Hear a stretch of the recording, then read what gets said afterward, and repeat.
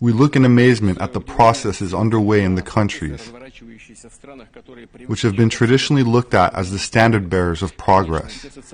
Of course, the social and cultural shocks that are taking place in the United States and Western Europe are none of our business. We are keeping out of this. Some people in the West believe that an aggressive elimination of entire pages from their own history reverse discrimination against the majority of the interests of a minority and the demand to give up the traditional notions of mother, father, family, and even gender. They believe that all of these are the mileposts on the path towards social renewal.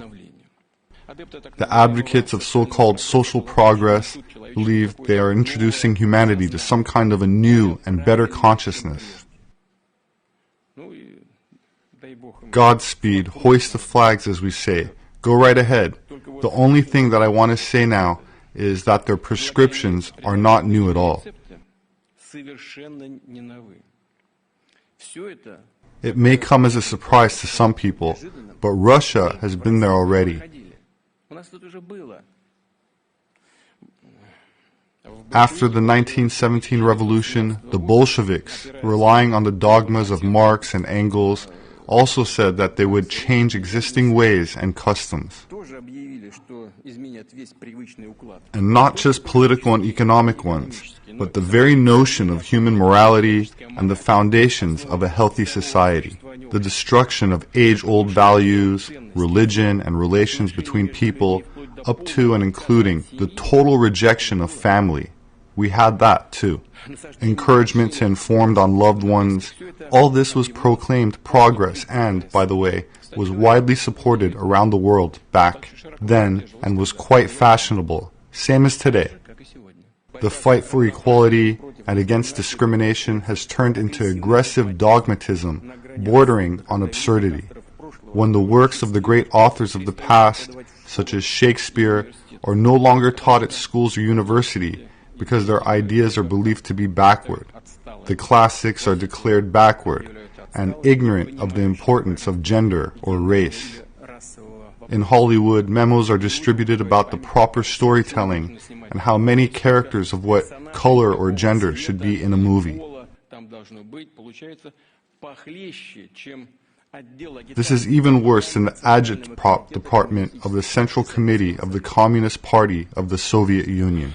Countering acts of racism is a necessary and noble cause, but the new cancel culture has turned it into reverse discrimination, that is, reverse racism.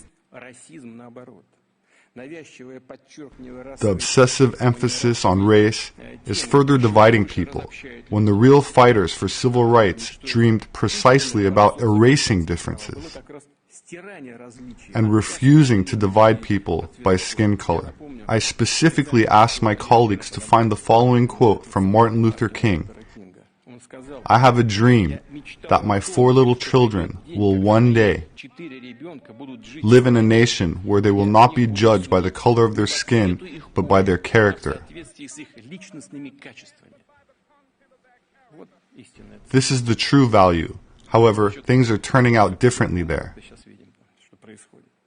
By the way, the absolute majority of Russian people do not think that the color of a person's skin or their gender is an important matter.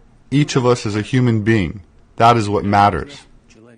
In a number of Western countries, the debate over men's and women's rights has turned into a perfect phantasmagoria. Zealots of these new approaches even go so far as to want to abolish these concepts altogether. Anyone who dares mention that men and women actually exist, which is a biological fact, risk being ostracized. Parent number 1 and parent number 2, birthing parent instead of mother and human milk, replacing breast milk, because it might upset the people who are unsure about their own gender. I repeat, this is nothing new.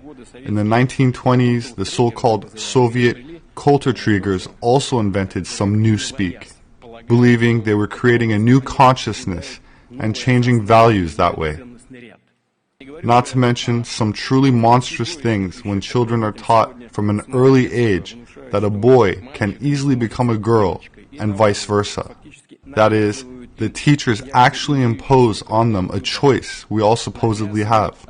They do so while shutting the parents out of the process and forcing the child to make decisions that can upend their entire life. They do not even bother to consult with the child's psychologist. Is a child at this age even capable of making a decision of this kind? Calling a spade, this verges on a crime against humanity, and it's being done in the name and under the banner of progress. Well, if someone likes this, let them do it. I've already mentioned that in shaping our approaches, we will be guided by a healthy conservatism. That was a few years ago, when passions on the international arena were not yet running as high as they are now, although, of course, we can say that clouds were gathering even then.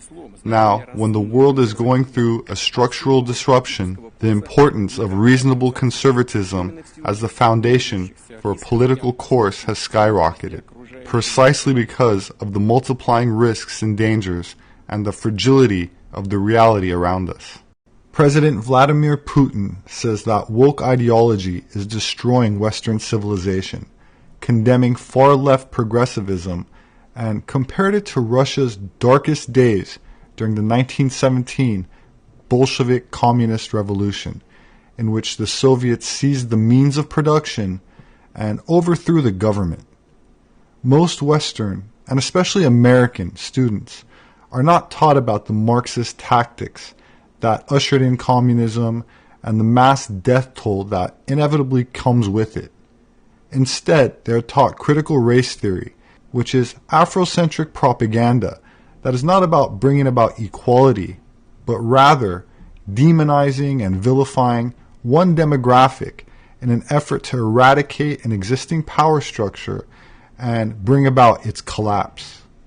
Family values, religion, race, gender, morality, and nationalism is described as a threat